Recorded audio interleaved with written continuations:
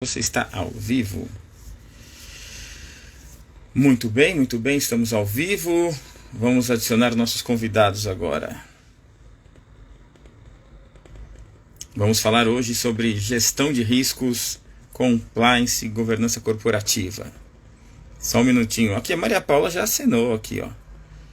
Maria Paula convidar, concluir. Entrar. Maria Paula.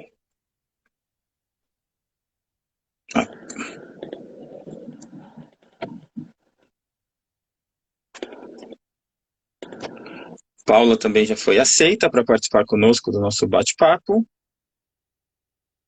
Olha a Lara aqui, olá Lara. Ah,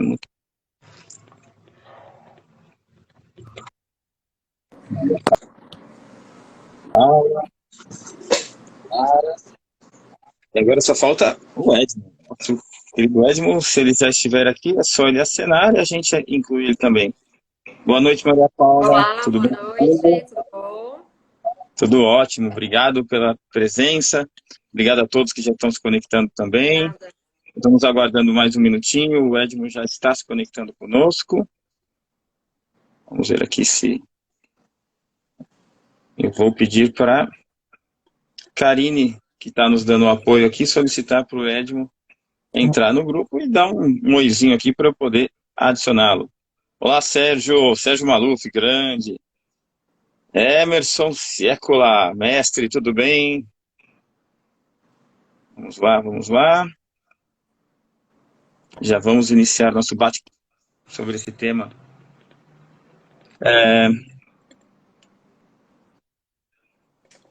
Karine, se você puder confirmar aí que o Edmo está conectando, a gente aguarda mais um minutinho. Então, já agradecendo a todos aí a presença, a participação. Temos um time bastante grande aqui hoje de peso na quarentena, efeito literal é só o meu, né? Depois desses um ano de quarentena, a gente ganha um pezinho extra, as bochechas ficam mais gordinhas. E em paralelo a gente vai conversar então na sequência. Obrigado a todos que se inscreveram também. Vamos lá.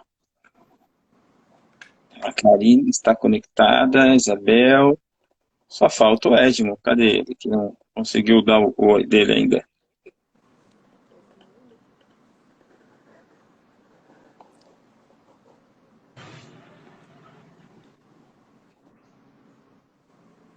Ah, agora o Edmo apareceu aqui. Edmo, visualizar, entrar ao vivo. Então, com a entrada do Edmo, eu fiquei com o encargo de abrir a nossa chamada. O Edmo já está se conectando, já está entrando aqui ao vivo conosco.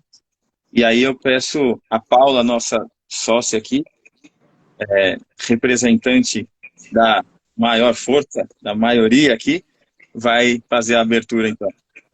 Edmo, estamos vendo a sua tela, mas não estamos vendo o seu rosto. Vamos ver aqui o que está acontecendo aqui com o meu. Você precisa inverter a câmera aqui para virar para cá. Paula, então eu passo para você a palavra, para você ir abrindo enquanto o Edmo ajusta a câmera dele. É só virar o celular, Edmo, para você inverter a câmera, para usar a câmera de... Natália, tudo bem, Natália? Oi, ideia. Que legal, muitos amigos aqui se conectando conosco hoje. Vamos lá, Paula, tá com você.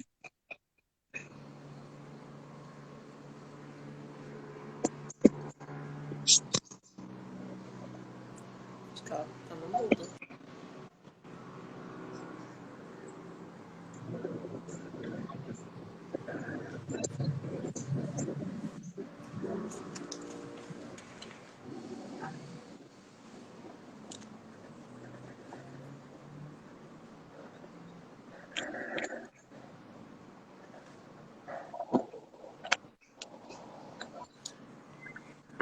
Vocês estão ouvindo ela?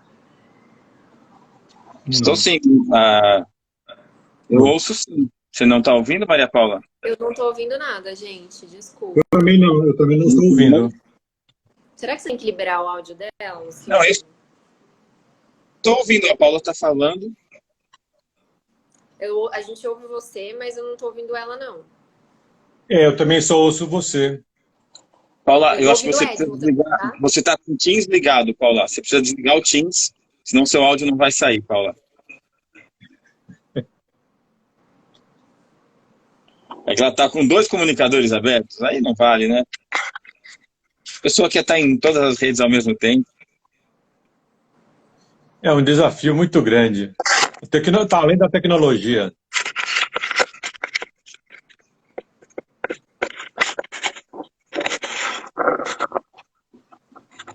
Não.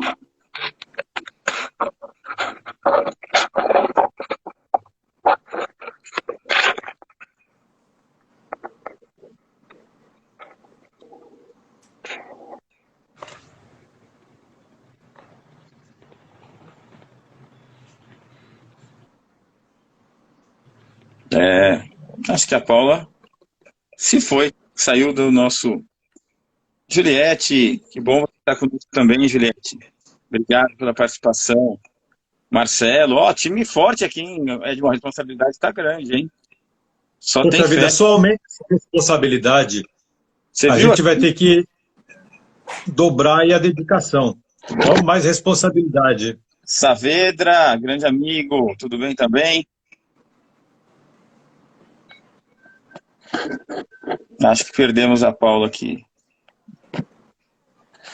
Bom, É, talvez a gente tenha que fazer um reajuste aí, porque nem sempre a tecnologia Ajuda, né? nos é favorável, né?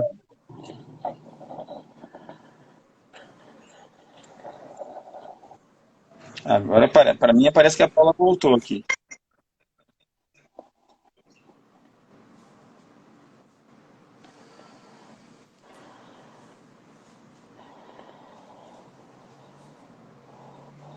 Reajuste Paula? aí, porque nem sempre a tecnologia nos é favorável, né? Paula nos ouve? Paula?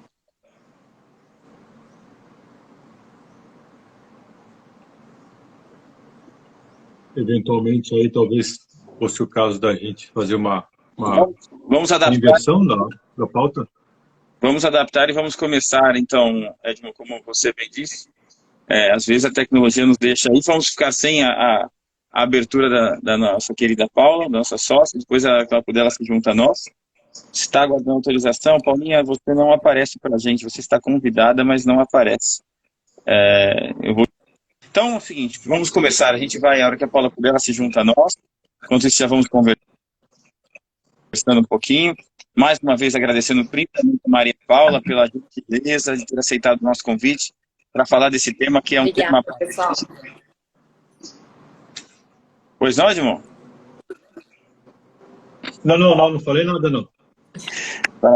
Temos aí a Paula que se juntou a nós, mas especialmente a Maria Paula, nossa convidada de honra, e aí vem compartilhar um pouco da sua experiência. A Maria Paula é fera, para quem ainda não conhece, manja muito de GRC, manja muito de compliance, governança, riscos, tem uma experiência super longa, embora seja uma pessoa jovem, né? Mas tem uma vivência muito bacana e prática, né? A gente já teve a oportunidade de estar juntos aí na lida, no front desses temas, e a Maria Paula sempre agrega muito, sempre. Quando a gente fala desses temas de governança, de controles internos, um dos principais pontos que nos chama a atenção é a necessidade de refletirmos se estamos fazendo certo, o que estamos fazendo, por que estamos fazendo, né? Essas são algumas das nossas principais necessidades de pensar. Parece uma coisa simples que a gente está falando, mas a gente vê hoje muita gente trabalhando no automático e vai fazendo, a hora que para, mas por que você está fazendo isso? Não sei. Então a gente quer sair um pouco desse não sei. Paula, minha querida Paula Braga, ainda bem que você voltou. Eu já roubei a sua fala, fiz um agradecimento especialmente para a participação da Maria Paula, e eu acho que vou te devolver só para você então fazer as homenagens de boas-vindas ao Edmo, que se juntou a nós aí nos últimos dias. Pois é, gente, desculpa a falha técnica. Maria Paula, um prazer estar com você. Prazer é meu. Prazer é Charás, todo né? nosso. Charás, né? E eu escuto muito falar sobre você aqui na missão, sobre o trabalho que a gente fez. Enfim, é muito bom estar com você. E quero dar as boas-vindas ao Edmo Colnag Neves, quem eu tenho em altíssima conta, em altíssimo preço. Assim, é uma honra estar com você, trabalhar com você novamente e aprender um pouco sobre GRC, né? Sobre governança, sobre riscos, né? Avaliação e forma de avaliação, de mitigação de riscos, e falar um pouco dos principais motivos aí, por que a gente precisa buscar trabalhar com GRC e com controles internos. Uma honra estar com você, Edmo. Seja bem-vindo. Obrigado. Eu gostaria de comentar aqui que, na verdade, é uma alegria, uma felicidade muito grande eu poder começar a trabalhar com vocês. Conheço você há muito tempo, o Luciano também há muitos anos. Já tive a oportunidade de trabalhar em projetos aí liderados pela Maria Paula também. E é uma alegria muito grande. Na verdade, eu já vinha paquerando a Missão Compliance há muito mais tempo do que vocês imaginam. Agora estou revelando em público, eu não contei para vocês. Mas, na verdade, eu estava sondando isso aí há muito tempo, que eu queria entrar para a Missão Compliance. E eu fui me aproximando aos poucos, tentando seduzi-los para me contratar. E agora eu estou muito contente, porque eu finalmente fui contratado. É uma alegria muito grande trabalhar com vocês. Estamos juntos, né? Estamos juntos. Já vínhamos juntos e agora fica mais fácil ainda, né? Um time de peso. GRC, vamos falar de controles internos. E o Edmo, quando a gente falava sobre esse tema, sobre a preparação dessa live, ele falou, poxa, eu queria discutir esse tema, eu tenho alguns pontos que eu queria mencionar, e aí, assim, inclusive, alguns dos motivos para que eu quis ter, né, a gente vai ter GRC e controles internos na empresa. Então, Edmo, quer comentar rapidamente algum? Talvez não precisamos falar de todos agora, porque são 10 pontos que você elencou, mas comentar de alguns, e aí na sequência a gente ouve um pouquinho a visão da Maria Paula a respeito desses pontos, se ela, como uma gestora nessa área, se ela vê isso realmente como um diferencial dentro da empresa, e depois, claro, temos perguntinhas para fazer para ambos aí. Edmo, por favor, fique à vontade para começar. E, mais uma vez, eu salvo os amigos que estão aí. Eu não consegui falar o nome de todos, mas vários grandes amigos estão participando, estão assinando, estão conosco. Vamos lá, Edmo. A palavra é sua. Como o Luciano bem comentou agora há pouco, a gente tem que fazer uma reflexão sobre esse assunto de GRC e controles internos. Não trabalhar de maneira automatizada, mas fazer uma efetiva reflexão. Eu imagino aí que uma boa parte do público atua nisso de uma maneira pensada, faz reflexões, tem questionamentos esses que não só nós fazemos, mas também os nossos clientes, as pessoas que investem em projetos de GRC, ou seja, governança, riscos e compliance, e controles internos. Isso tem um custo. Se tem um custo, vai haver um questionamento. Por que fazer GRC? Por que ter controles internos? Então, há esses questionamentos, um questionamento com uma resposta sincera, é que a gente se propõe aqui, para agregar valor a quem está dedicando tempo participando desta live. A minha ideia, o que eu quero, é poder agregar ideias novas, ideias diferentes a quem está dedicando aqui um tempo para participar desta live. Eu tenho feito muitas reflexões sobre esse assunto, tenho trocado ideias com amigos, e a gente pode começar, por exemplo, com o tema da proteção aos administradores. Cada um de nós, como cidadãos, como seres humanos, nós queremos ter uma vida longa e próspera. Nós queremos ter sustentabilidade. E como é que nós buscamos isso? Nós buscamos isso trabalhando para que os nossos clientes ou os nossos empregadores também tenham uma vida longa e próspera, ou seja, também tenham sustentabilidade. Então, o GRC e o controles internos, na minha visão, tem esse objetivo, buscar a sustentabilidade das organizações. E aí nós temos vários temas que a gente pode elencar, que o GRC e controles internos levam a essa sustentabilidade. Uma delas, pensando aí nas pessoas que governam as organizações, as pessoas que lideram as organizações, ou seja, acionistas, sócios, conselheiros, comitê de auditoria, diretoria, enfim, a liderança, o top, fica extremamente exposto diante de riscos os mais variados possíveis. Eu fui diretor de empresa de energia durante mais de 10 anos, de um determinado momento, eu tinha sempre ali uma meia hora para falar durante a reunião da diretoria. Reunião da diretoria era o dia inteiro, era 8 horas. E ali o jurídico, o compliance, tinha ali uma hora para falar, ou às vezes 40 minutos. E uma dessas ocasiões eu ousei falar quais eram as responsabilidades dos administradores. O pessoal não tem ideia do nível de responsabilidade que tem um diretor, que está lá no estatuto, acha bonito, está lá no estatuto, fica orgulhoso, mas não sabe o nível de responsabilidade. Então, ser diretor de uma empresa, ser conselheiro, cria uma série de responsabilidades, cria uma série de riscos, que pode atingir, inclusive, o patrimônio pessoal desses administradores. A partir do momento que você cria um programa de compliance, você investe num programa, você desenvolve, você mantém, você dá argumentos para os administradores, demonstrar perante as autoridades que eles sim estão sendo diligentes em proteger a empresa contra violações, contra a corrupção. Eles estão cumprindo aquele dever que está lá na lei das sociedades anônimas, desde a década de 70, que também é repetido no Código Civil e que também é aplicável subsidiariamente às sociedades limitadas ou outros tipos de associações. Então, você ter um programa de compliance efetivo, você ter governança, você ter controles internos, cria uma proteção aos administradores, viabiliza não só a sustentabilidade da organização, como a sustentabilidade da vida das próprias pessoas que se investem nesses cargos, que são grandes desafios, como conselheiros, diretores, membros do comitê de auditoria e assim por diante. Então, esse é o primeiro argumento. GRC e controles internos protege e cria defesa para os administradores. Ninguém tem controle de tudo. Risco zero não existe.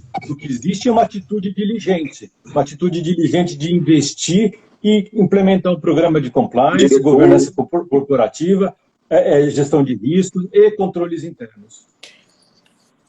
Legal, muito bom. Posso comentar? Vou fazer um comentário aqui, Taininha, com o que o Edmo falou. Ele estava falando, então, né, para a gente olhar os riscos aí relacionados à organização, para a proteção dos administradores, não só dos administradores também, para a proteção da vida da empresa, né, porque muitas vezes a empresa pode ser fechada, pode ir ao colapso, então isso também protege a vida de todos que trabalham na empresa, que dependem disso. E logicamente que, vocês sabem que eu trabalho com compliance já há quase 15 anos, com gestão de riscos, controles internos, compliance e governança. E fui graduada na Universidade de Campinas, na Unicamp, em Economia, e aí a gente aprende lá o princípio básico da economia, que os recursos são escassos, né? E sendo os recursos escassos, a ideia não é que a empresa mobilize rios de dinheiro para fazer essa questão de GRC na empresa, mas que ela mobilize, sim, de fato, esses investimentos, faça essa reflexão, até o Edmo colocou essa questão da reflexão, que eu acho super importante.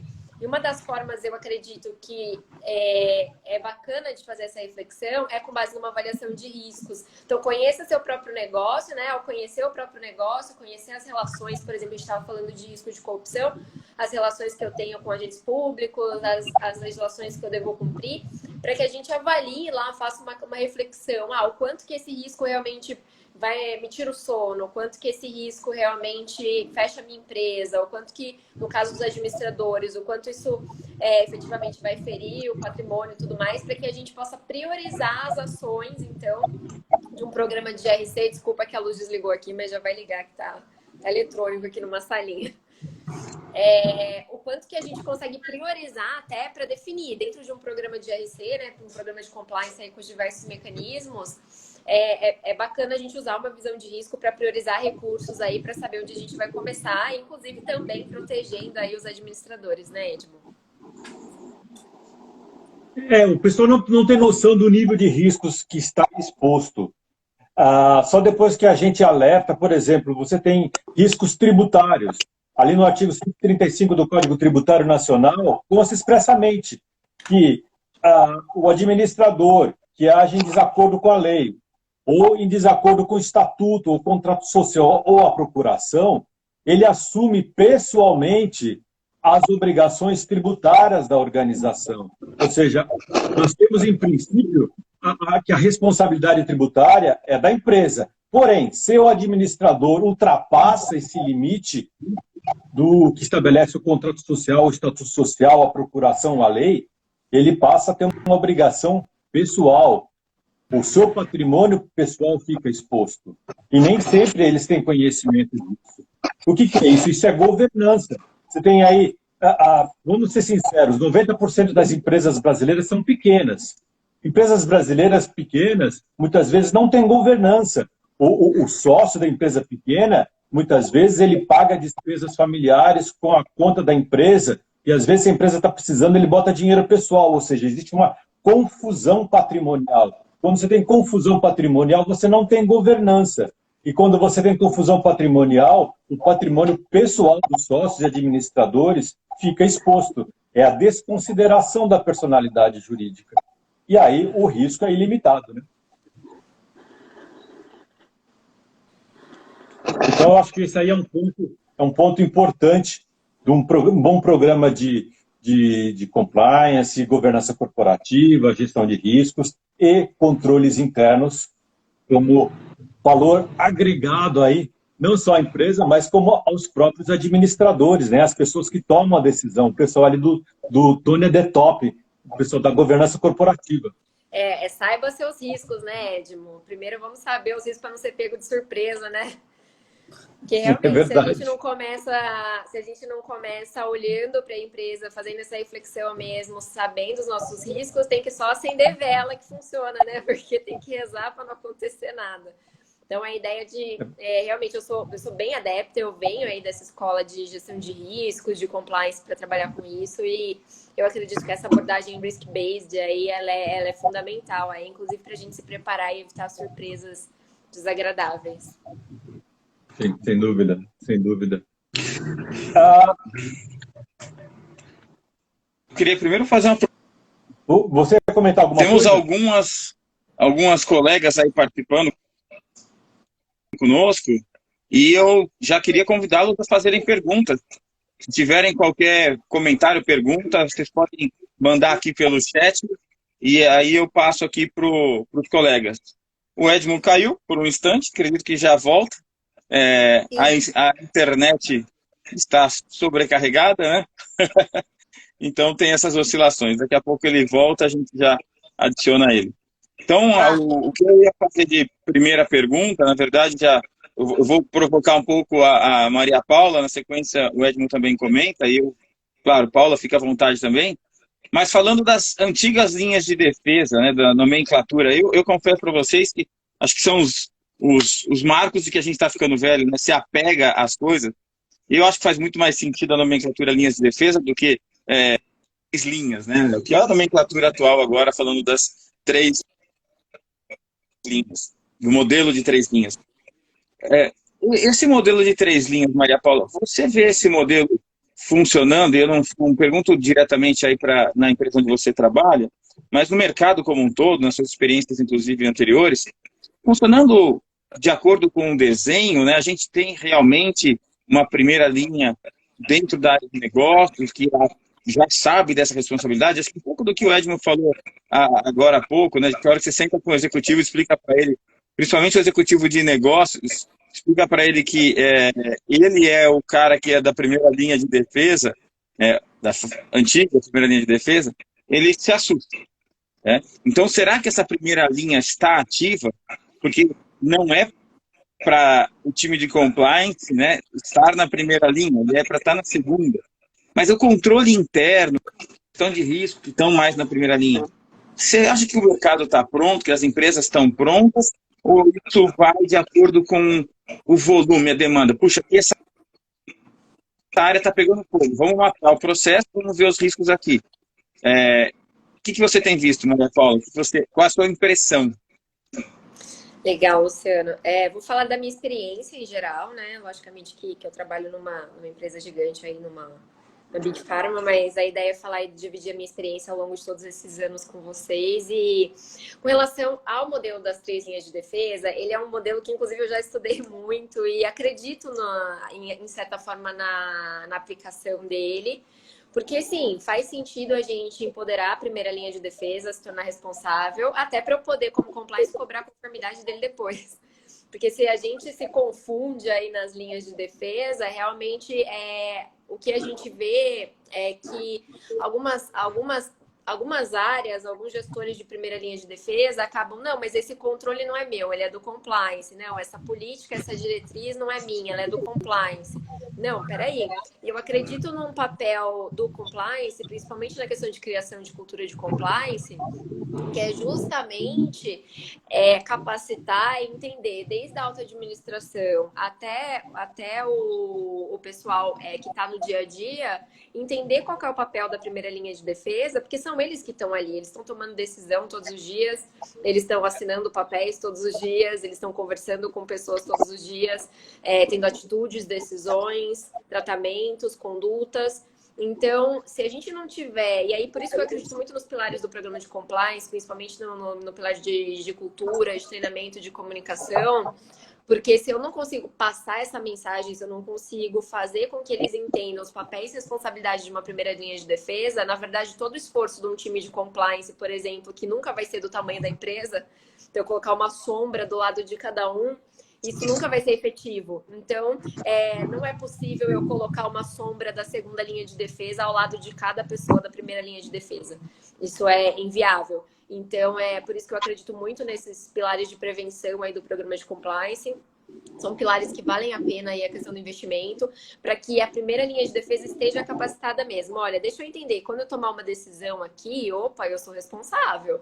Deixa eu entender aqui, quando eu estiver tendo uma conduta com uma pessoa, eu sou responsável. Eu tenho que conhecer as normas internas, eu tenho que saber o que eu aprovo, o que eu não aprovo, eu tenho que saber que uma conduta é indevida.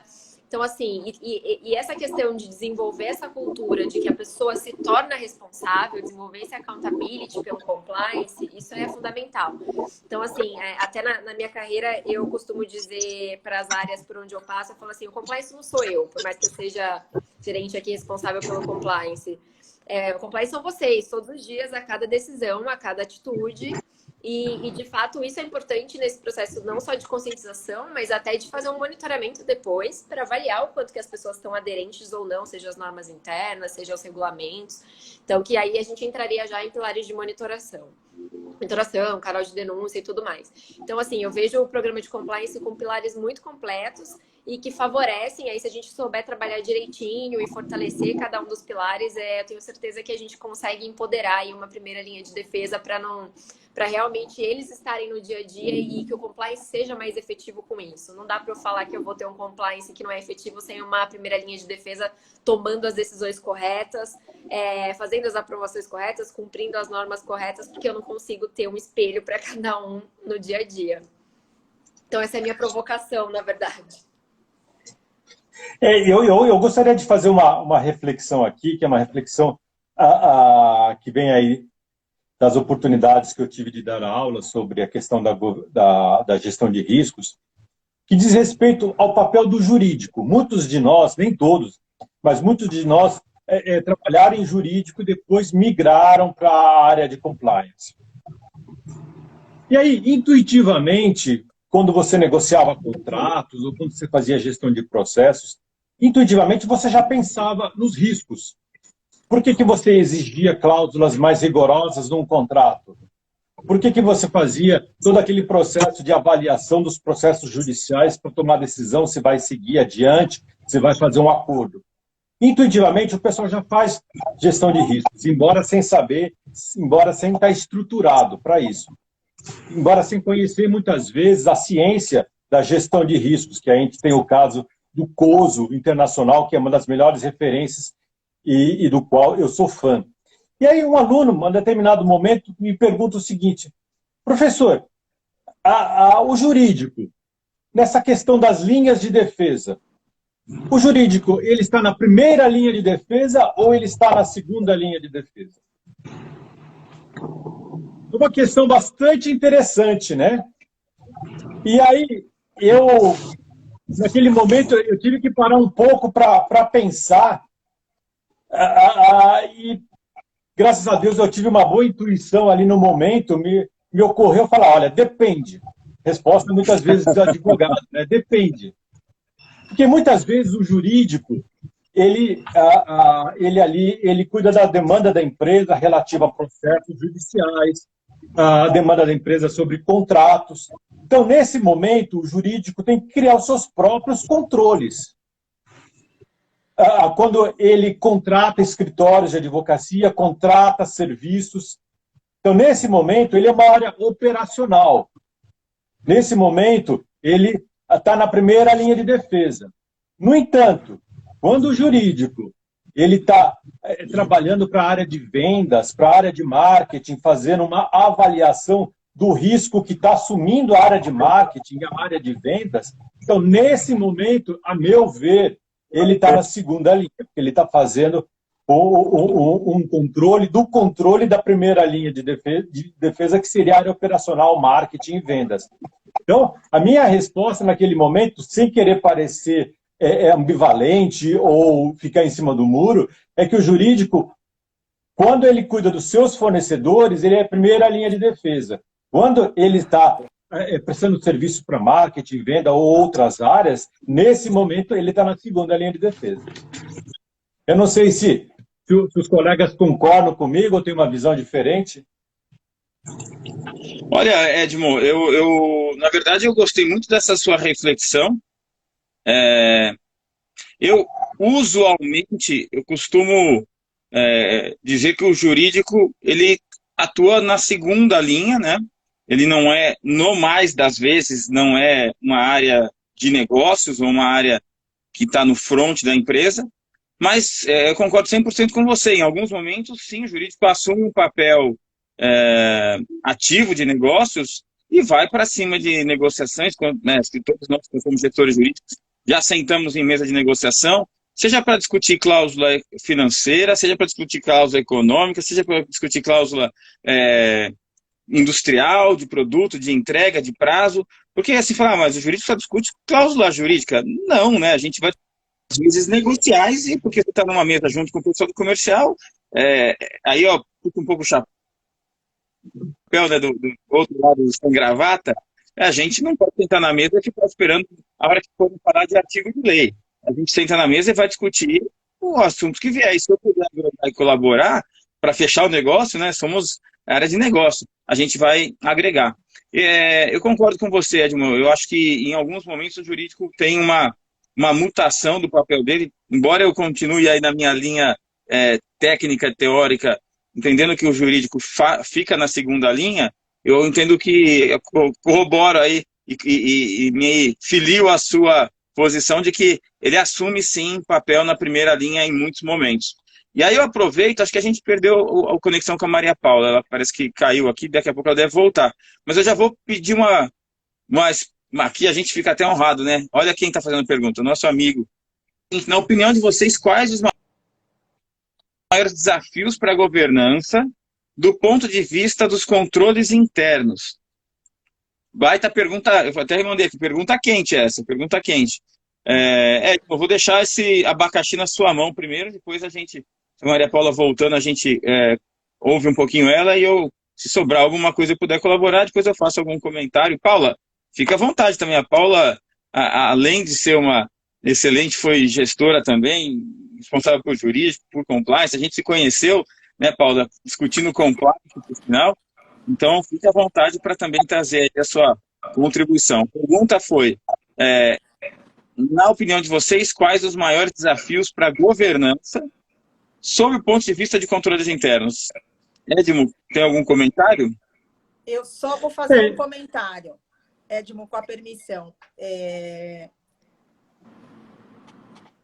A gente está falando de governança, de linha de defesa, e aí você comentou do jurídico. E depois eu quero que você comente qual que é a sua opinião do DPO, do Data Protection Officer. Que linha de defesa o DPO está?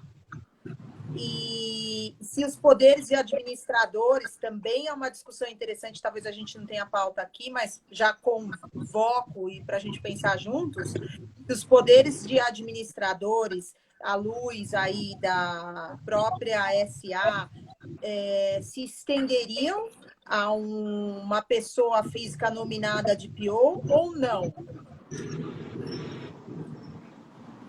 Mas volto aqui e deixo a pergunta mais capciosa sobre os desafios de governança, sob o ponto de vista de controles internos, feito pelo colega aqui no grupo.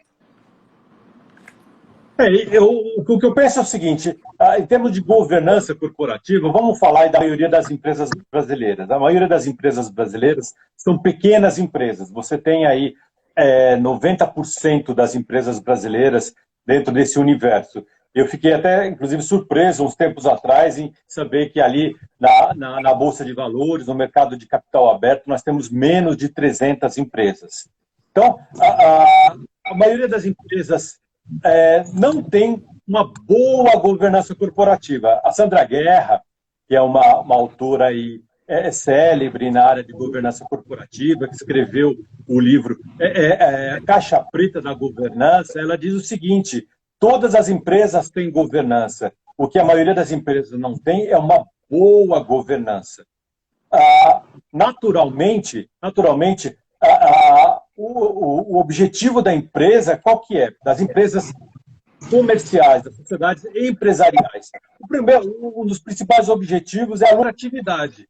Mas a gente sabe que isso evoluiu com o tempo. Hoje em dia, os objetivos das empresas vão muito mais além do que isso. Existem objetivos no sentido de você ter respeito ao meio ambiente, responsabilidade social, bom atendimento aos seus clientes, aos fornecedores, aos stakeholders em geral, ou seja, houve uma evolução. Por que a gente cria controles internos? A gente cria controles internos justamente para quê? Os objetivos da organização sejam atingidos.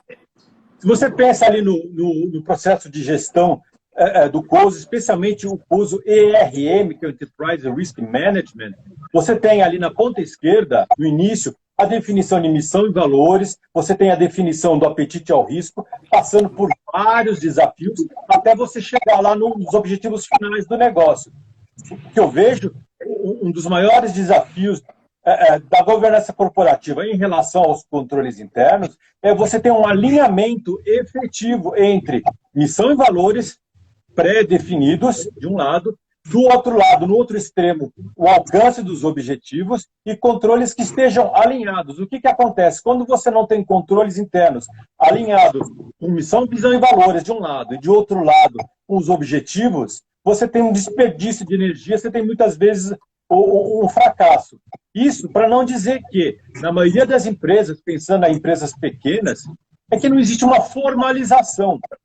As pessoas acham que definir missão, visão e valores é perfumaria. Não é perfumaria. É uma premissa para você alcançar os objetivos do negócio, não uma vez, mas anualmente, a cada exercício. Então, existe todo um trabalho de coerência, desde a definição de missão, visão e valores, a definição do apetite ao risco, a ação dos controles que vão garantir que o desempenho da organização leve à consecução dos objetivos finais. E, na maioria das vezes, não existe uma formalização disso. Formalização não é perfumaria, é a maneira de você controlar, de você ter métrica.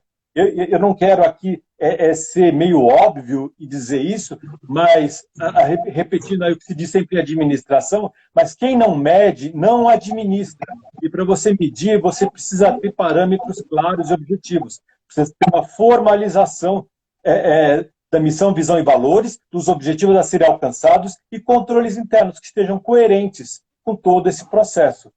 Uma vez? Não. Todos os anos, continuamente, com monitoramento, repetidamente, porque as empresas existem aí em períodos, em ciclos.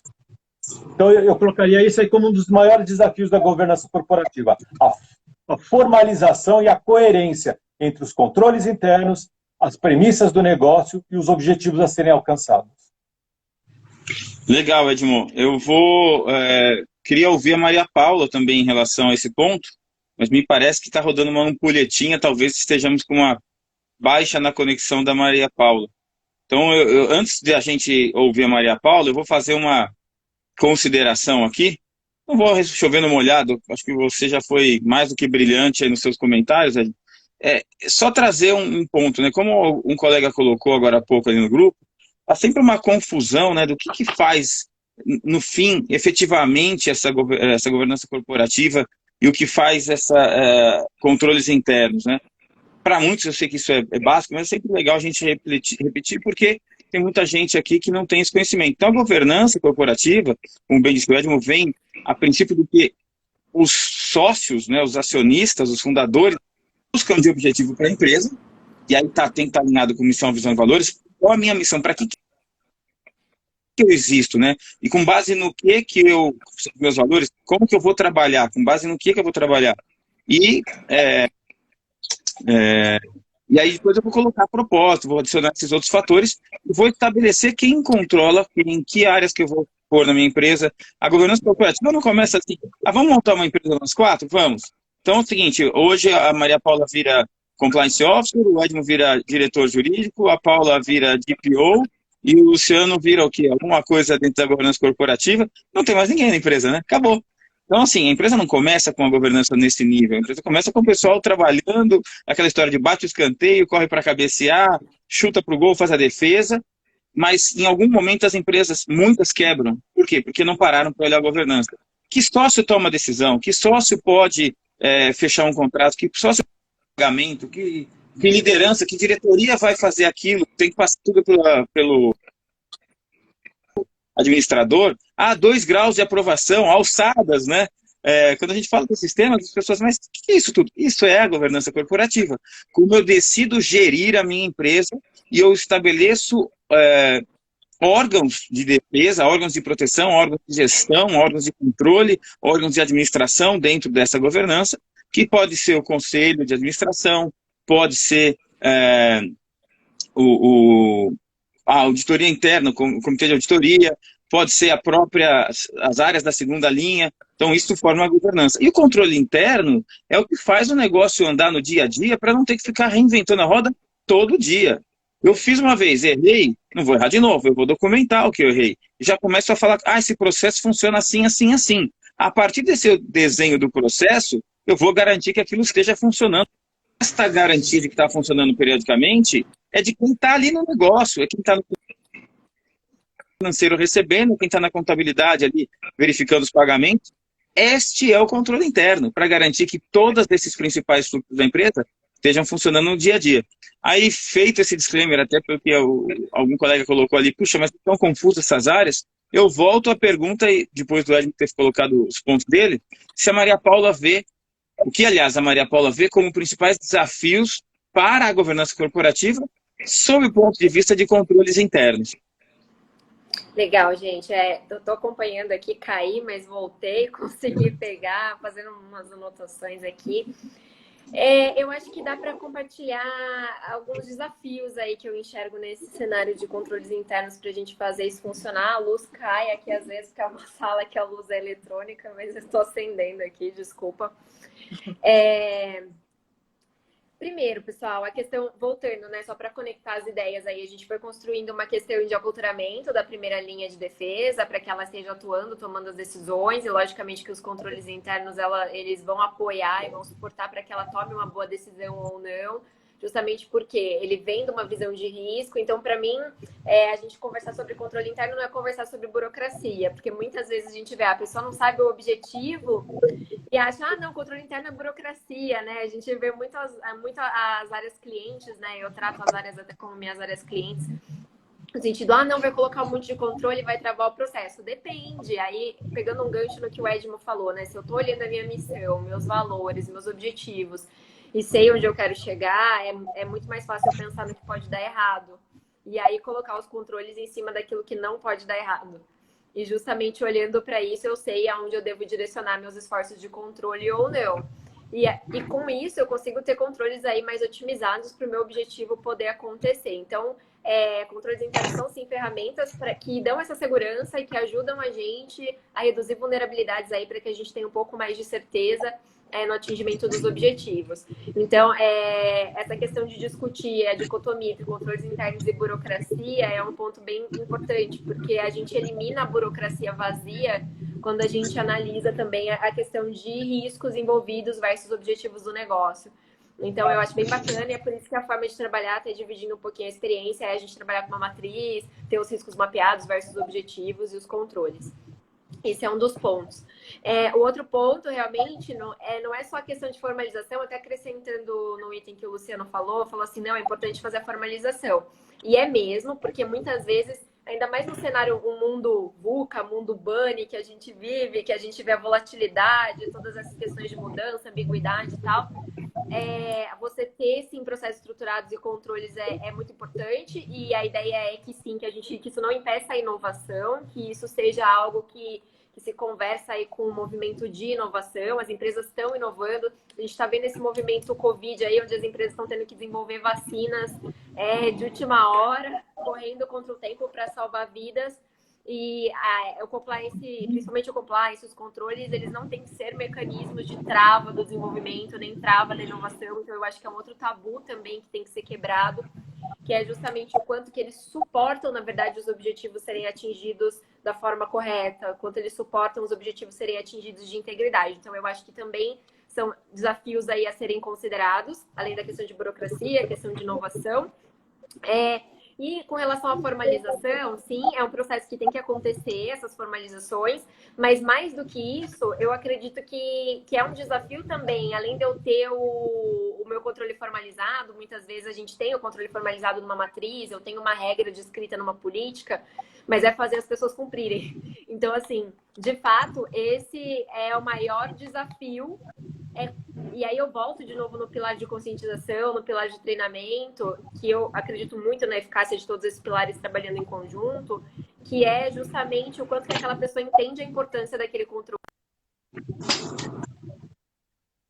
O quanto que ela sabe que aquilo é importante, vinculado a um objetivo, e esse objetivo dá propósito para isso acontecer. Então, a pessoa entendendo o propósito, eu acho que ela consegue aplicar isso de forma melhor. Então, não esqueci de fazer o controle, porque o meu propósito está me chamando. Não esqueci de fazer o controle. Então, assim, a pessoa coloca aquilo, na verdade, dentro da rotina dela, como se aquilo fosse, de fato, passo a passo. Então, inclusive, tirar do papel o controle, né? Não só formalizar, mas fazer ele acontecer na prática de forma correta, com a periodicidade certa, tempestivamente, também é um grande desafio aí. Eu acho que os pilares de um programa de compliance podem acrescentar muito nisso. Eu acho que isso... Pode seguir, Edmo, pode seguir. Não, eu acho que existe aí um aspecto bastante interessante quando você fala de comunicação, treinamento, canais de denúncias. No mundo jurídico, e eu venho do mundo jurídico, me parece que muitas vezes o pessoal fica num looping achando que você resolve problemas jurídicos criando mais normas. Quando, na verdade, quando a gente tem esse mundo do compliance, nós estamos falando de eficácia social. Ou seja, o nosso foco em compliance é garantir, ou pelo menos fazer um esforço enorme para que a conduta efetivamente aconteça. Nós estamos na área da eficácia social, não de produzir mais normas, mas de fazer com que aquelas normas previstas, elas efetivamente sejam cumpridas através do que a gente sempre fala, prevenção, detecção e resposta. Aí sim você consegue mudar a conduta e garantir uma nova cultura, um novo comportamento. Então, o foco é a eficácia social. Tecnicamente, a gente chama de eficácia social. Na linguagem popular, o pessoal diz se a lei vai pegar ou não vai pegar. E, tecnicamente, a gente chama eficácia social. Mas, na verdade, esse é o foco do compliance. Garantir o efetivo cumprimento.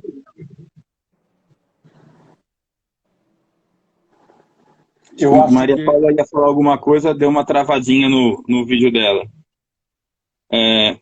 Antes de eu colocar outra pergunta, pessoal, deixa eu fazer um comentário rápido. Você ia falar alguma coisa, Maria Paula? Acho que voltou o seu vídeo agora. Não, acho que não voltou. Eu ia fazer uma provocação aqui para Paula. Primeiro, cumprimentar aqui os amigos chegando, Marco, grande Marco Aurélio. Esse é fera, esse é fera. Paula, você que, né, como advogada, e o outro lado da moeda, tem um histórico muito forte nessa parte da parte societária, a parte de governança, estruturação empresarial. Eu tenho a impressão que quando a empresa monta seus documentos societários, sua estrutura societária, ela pensa em governança, mas ela pensa em governança mais do ponto de vista societário do que a governança do ponto de vista operacional.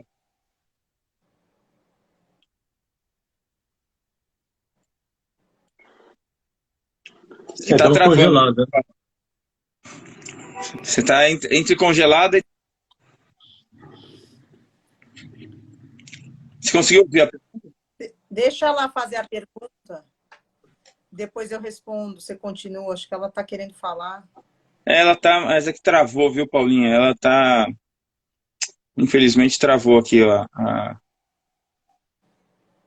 Se você conseguir responder, Paulinha, depois a gente Então, eu não entendi. repassa Você aí. não concluiu a pergunta. Eu queria te perguntar se a sua percepção é de que, efetivamente, quando a gente está falando dos aspectos societários, né, da estruturação societária, de governança que vem, né, da estruturação societária, você também foi secretária de conselho por tanto tempo, atuou nesse segmento.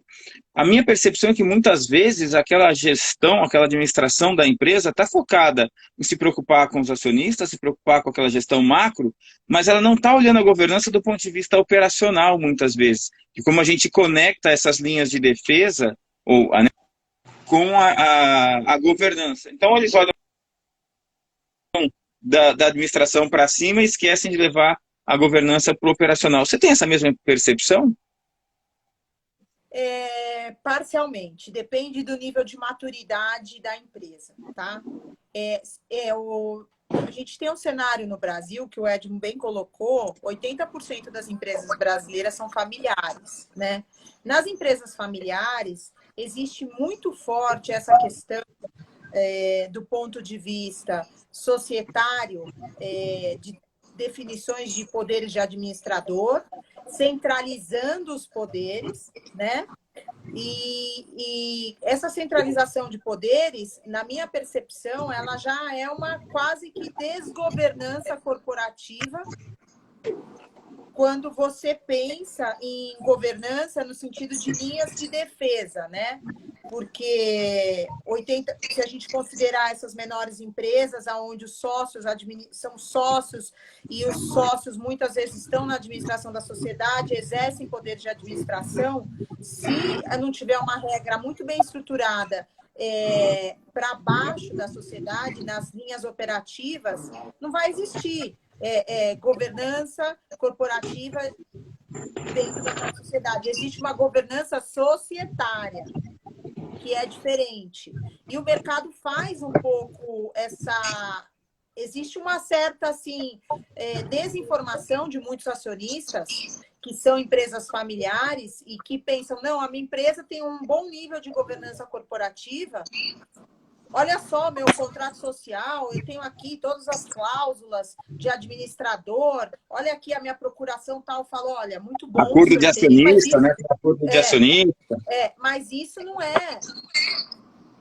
Isso é uma das... né, é um dos aspectos da governança, em termos de governança corporativa para fins societários, mas governança corporativa é muito mais que isso, né? E aí a gente começa a conversar, entender...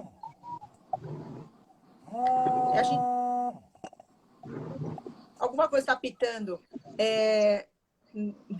A gente começa a entender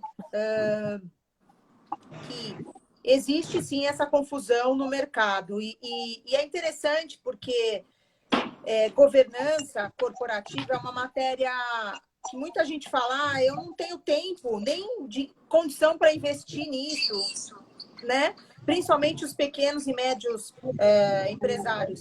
Só que tem estudos no mercado que falam, né? O Brasil é uma sociedade que veio, né? Um país totalmente continental, tem aí 250 anos de período, no máximo 200 anos de indústria, e a gente está considerando já a terceira ou quarta cadeia, geração de sócios, né, dessas empresas, se a gente considerar as mais antigas tradicionais, que só perduram, só passam para a segunda e para a terceira geração, tem estudos que falam sobre isso, se a empresa tiver um bom nível de governança corporativa.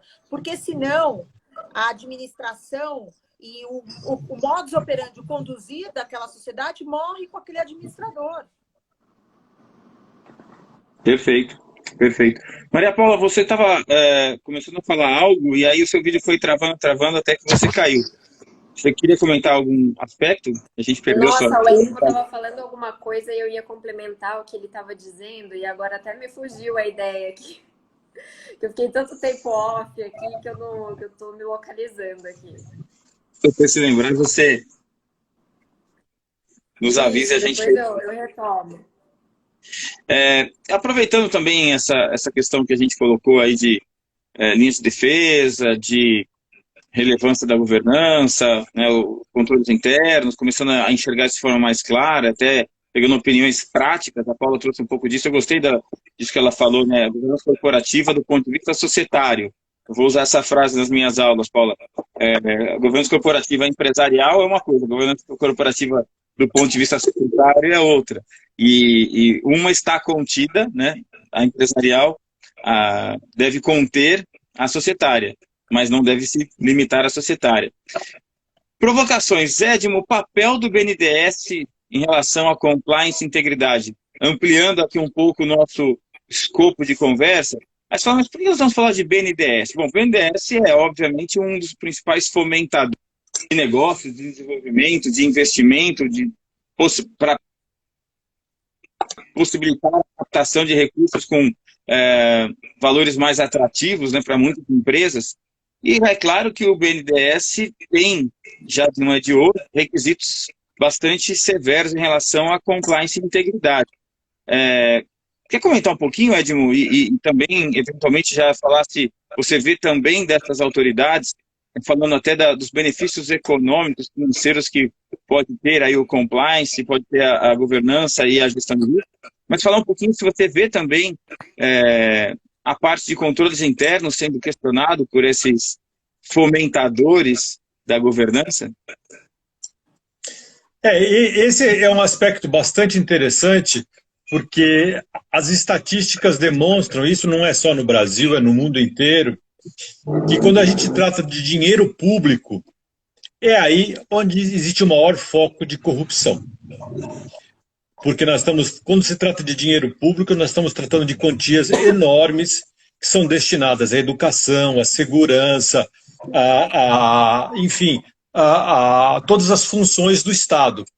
Então, quando nós estamos falando de dinheiro público, a preocupação deve ser redobrada. E quando a gente trata do BNDES, nós estamos tratando aí de um banco de investimento estatal que fornece condições favoráveis para que empresas, investidores possam desenvolver seus negócios, e estamos tratando aí de quantidades enormes de dinheiro. A gente sempre ouviu aí, durante os primeiros anos da Operação Lava Jato, que se o que aconteceu na Petrobras já era gigantesco, imagine quando fosse revelado o que acontece lá no BNDES. Isso não foi comprovado, isso não aconteceu, pelo menos eu não tenho notícia de que tenha tido problemas ali, pelo menos até agora não tive notícia sobre isso, mas com certeza nós estamos tratando de dinheiro público, nós estamos tratando de interesse público. A gente sabe que aqui no Brasil nós temos aí um faturamento de 2 trilhões de dólares, que dá quase uns 10 trilhões de reais, e 1/3 disso vem da arrecadação tributária, ou seja, é o dinheiro público. E, naturalmente, o BNDES criou uma série de mecanismos para conceder os empréstimos, para conceder um numerário para aqueles que querem investir. Então, você tem ali o formulário de compliance do BNDES, você tem uma coisa bastante desenvolvida, bastante sofisticada. Então, se a empresa tem um programa de compliance efetivo, que se pode demonstrar que tem controles internos, naturalmente, ela vai ter um acesso a esses recursos de maneira muito mais viável. Se ela não tem os controles internos, se ela não consegue comprovar para onde vai circular aquele dinheiro que ela adquiriu em condições favoráveis para desenvolver atividade, esse numerário que naturalmente sai mais em conta do que se a empresa for buscar dinheiro nos bancos. E essa questão de você ter um programa de compliance, você ter controles internos efetivos, viabilizando a obtenção de investimentos daqueles que buscam o BNDES, é uma verdade tão grande quanto outros motivos para você ter controles internos e compliance. Se você pensar, por exemplo, quando a empresa vai buscar investimento em bancos particulares ou quando vai atrair investidores, sejam investidores que estão buscando fazer um aporte de capital no Brasil, ou até mesmo investidores que querem comprar empresas brasileiras. Muitas vezes, por conta da variação cambial, a empresa brasileira ela é muito interessante em termos estritamente financeiros. Porém, de outro lado, ela pode apresentar uma série de riscos para o investidor estrangeiro. E aí ele fica em dúvida, eu vou comprar algo que cambialmente favorável, mas de outro lado vai me trazer uma série de riscos.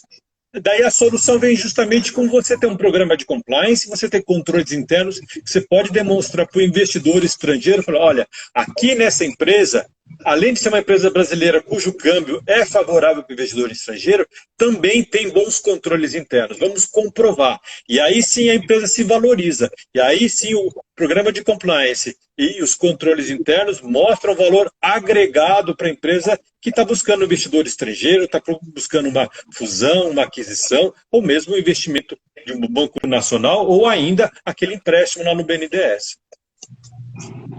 Excelente, Edmo. Maria Paula, você, como é a sua visão a respeito disso? Com certeza, o BNDES realmente está de olho e cobra as empresas mesmo por práticas de integridade, aí, de demonstração, inclusive de práticas de integridade. Isso é uma prática bem comum aí, e não só isso, os parceiros de negócio, a luz aqui, mas volta, tá, gente? Qual que é o ponto aqui que eu queria colocar para vocês? Até aproveitando isso que o Edmo falou de empresas, da gente ser um investimento atrativo para o mercado, para os investidores estrangeiros e tudo mais, ou seja, não só eu ser uma empresa confiável para emprestar dinheiro público, né, que é o que a gente está falando em termos de BNDES, e isso é um pré-requisito mesmo, a gente apresentar as questões de programa de compliance para isso. Mas também a gente pensar do outro lado, né? Do que a gente está vivendo nessa época de empresas unicórnio, de empresas pequenas que se tornam gigantes, né? De tecnologia, por exemplo, e o quanto que eles acabam até para se manter aí nesse mercado, o quanto que para as empresas pequenas isso também é aplicável, né? A importância de ter compliance para isso.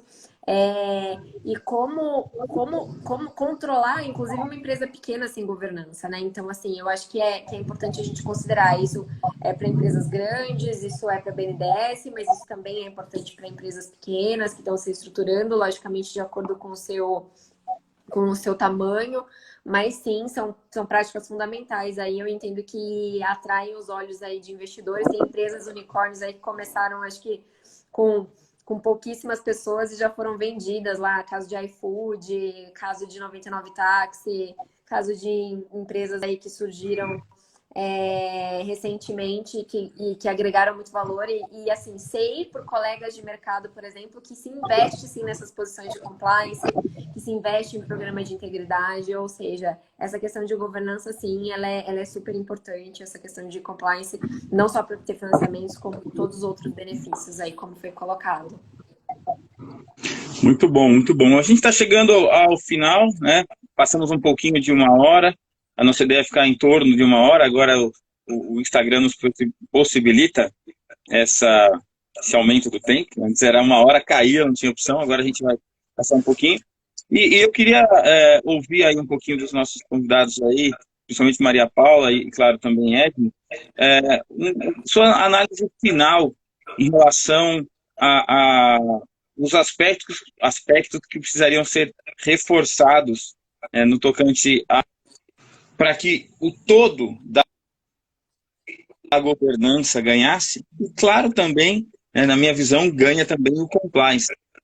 O que você acha que seria importante aí deixar como dica final, prática, Maria Paula, para quem está na lida do dia a dia, seja para quem tem uma estrutura bacana, uma empresa já mais robusta, como a que você é uma das gestoras lá, ou empresas de menor porte, o que você deixaria como dica? Como dica em que sentido, Luciano? Desculpa, é que falhou aqui a ligação.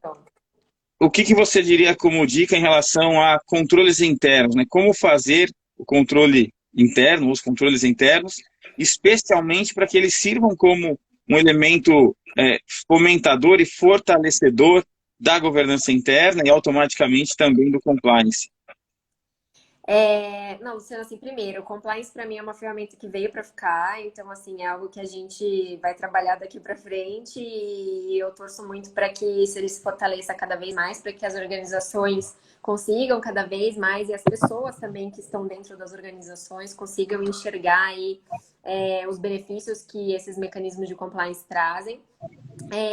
Em termos aí de... Para a questão como vantagem aí no sentido de o que faria uma diferença para aplicar controles internos aí nas empresas, sejam grandes ou pequenas, primeiro, como eu já até comecei conectando aí tudo que a gente falou na live, mas ter a visão, então, dos seus objetivos, onde eu quero chegar, missão, visão, valores, que foi bacana que o Edmo colocou, para que eu saiba, para que eu consiga identificar meus riscos, ou seja, o que não pode dar errado mesmo, que eu tenho que segurar a onda lá para aquilo não acontecer, e aí eu aloco lá os meus controles de acordo com esse driver aí que eu tenho de realmente, olhando para os meus objetivos, o que eu tenho que segurar para não dar errado. E aí, com isso, pessoal, até o que eu tenho identificado no dia a dia, e até com o mundo digital, Instagram, com vídeos, YouTube, as pessoas estão cada vez mais rápidas, mais aceleradas, querendo ter conhecimento rápido para aplicar rápido, produzir mais rápido e a inovação extremamente acelerando. Então, quando eu falo em documentar controles, documentar políticas, acho que a gente sai um pouco daquele paradigma antigo de ter que escrever uma política de 50 páginas, que é aquela coisa exaustiva e que ninguém quer ler, para escrever coisas muito otimizadas. Não estou falando que a gente tem que pôr emoji na política, não é isso, que o mundo hoje já tem emojis, né? Não é colocar emojis nas políticas, mas de fato a gente fazer algo simples, rápido e direto para que isso facilite aí o nosso público a cumprir, a estar em conformidade, que a gente tenha controles aí, logicamente, conectados à tecnologia, porque o mundo está cada vvez mais, então, acredito que os compliance officers têm cada vez mais que aprender esses skills de lidar com dados, de lidar com sistemas, de otimizar controles, de fazer automatizações, de ter indicadores, a parte de analytics mesmo para a gente identificar, para fazer monitorações. Mas essa parte também de simplificar o entendimento de compliance, aproveitando os recursos da era digital, facilitar a pessoa entender uma política mais rápido e direto, facilitar um aceite eletrônico, facilitar a pessoa poder fazer um controle de forma mais rápida, mais ágil. Eu acredito que isso faça muita diferença num mundo tão inovador onde a gente está hoje. Então, assim, como compliance, eu me coloco no papel de... Eu não sou a primeira linha de defesa, então, como segunda linha de defesa, eu me coloco na postura de ser a área que vai auxiliar a prover mecanismos cada vez mais rápidos, mais ágeis, mais friendly, para que as áreas possam estar em conformidade. Então, assim, a minha ideia é ser uma vantagem competitiva.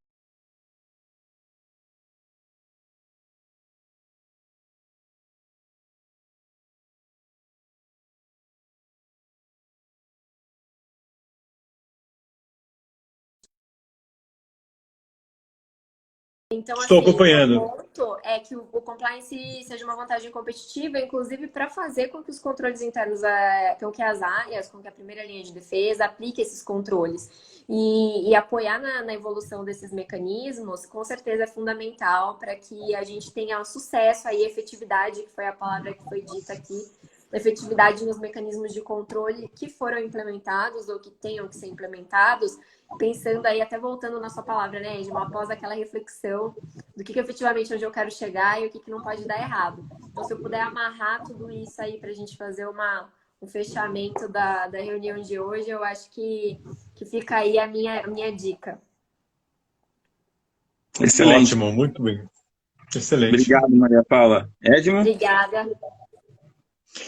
Bom, eu só gostaria de encerrar aí lembrando aí que um bom programa de compliance, controles internos, eles reduzem as penalidades em geral que empresas estão sujeitas por conta aí de que existem menos violações, reduz a multa da lei anticorrupção, melhora a reputação e com uma melhor reputação a empresa atrai mais negócios, com uma boa reputação a empresa retém e atrai talentos, viabiliza participação em licitações, além dos negócios, o financiamento com o BNDES, a atração de investidores e cria o diferencial competitivo. Se a tua empresa está participando de uma licitação privada, uma empresa grande vai olhar melhor a tua empresa se você tiver um programa de compliance. E, por fim, o orgulho de você trabalhar numa empresa com uma boa imagem, honesta, uma empresa ética. Seus filhos, seus parentes, seus amigos não vão passar vergonha porque a sua empresa tem uma má reputação. Então, o orgulho de trabalhar numa empresa com uma boa imagem, eu acho que aí a gente coroa aí os 10 bons argumentos para a gente ter um programa de compliance e controles internos. Excelente. Bom, espero que todos tenham gostado do bate-papo. Eu aprendi muito com Maria Paula e Edmo. Certamente saí bem mais conhecedor dos temas do que entrei. Maria Paula, muito obrigado em nome da Missão Compliance, em meu nome, em nome dos nossos sócios, em nome de todos os que acompanham a Missão Compliance nas redes. Certamente a sua contribuição, os seus pensamentos sobre esses temas e suas dicas, é claro, foram super relevantes. E eu deixo aí para você fazer a sua despedida, no escuro, já que a sua luz apaga. Não, assim, Luciano, Edmo, queria demais agradecer aí o convite por participar com vocês. Eu sou uma fã de compliance, de carteirinha, eu faço isso com gosto, com propósito, e naquilo que eu puder contribuir com as pessoas, com a sociedade, com as empresas para isso acontecer, contem comigo. Eu estou aí super à disposição para a gente fomentar e levar cada vez mais essas boas práticas aí para a sociedade. E, de novo, muito obrigada. Foi um prazer estar com vocês e contem comigo para a próxima. Combinado. Edmo, muito obrigado, Maria Paula. Obrigada. Então, obrigado a todos pela participação e pela audiência. Obrigado, Luciano, obrigado, Maria Paula, e obrigado, Paula. Obrigada. Isso aí, pessoal. Fechamos a nossa live de hoje, nosso bate-papo sobre controles internos, governança corporativa, gestão de riscos e compliance. Em breve traremos um novo bate-papo. Acompanhem o canal da Missão Compliance, tanto aqui no Instagram, quanto no LinkedIn, Facebook e também no YouTube. Quem perdeu vai poder assistir na íntegra. Na sequência, vamos publicar tanto aqui nesta rede quanto nas demais. Forte abraço a todos. Seguimos juntos com bastante compliance, né? Governança, gestão de riscos, seriedade. Um grande abraço. Tchau, tchau. Obrigado. Tá, mãe. Tchau, tchau.